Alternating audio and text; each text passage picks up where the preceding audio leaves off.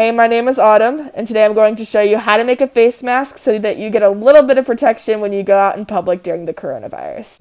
I'm moving to VoiceOver for the actual tutorial, so I followed an online instructional and used fabric templates that it provided. I printed off the main fabric and linen patterns and gathered my other materials, which include a 100% cotton t-shirt, scissors, a needle and thread, and some elastic band. I started by cutting out the fabric and linen patterns along the template's red lines. If you're using the same tutorial, make sure you aren't cutting along the blue lines for this step. After I cut them out, I took an old 100% cotton t-shirt and cut it open. Then I took a marker, placed each template face down on the t-shirt, and outlined the pattern. I traced each template 2 times. After that, I cut the fabric pieces and divided the main fabric and linen fabric into 2 piles. I took my main fabric template and cut it along the blue line. Then I placed the template face down on the fabric piece, leaving a bit of allowance for sewing. I sketched a line to indicate where I should sew, and then I repeated this step with the other main fabric piece. I stacked the main fabric pieces on top of each other and sewed them together. This part was a bit difficult and took a long time because I can't sew that well, but I think it turned out okay.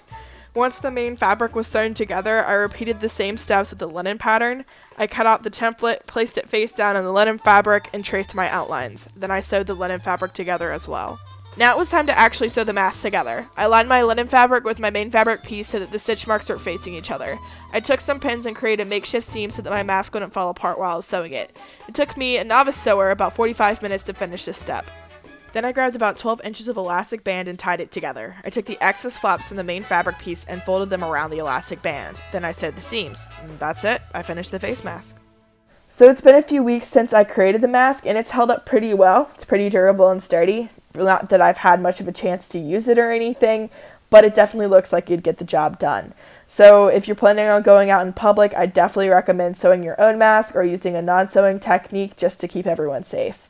But if you have a few hours to kill, it's a really fun quarantining activity to just, sew your own mask. And with that said, I hope everyone's practicing social distancing and staying safe.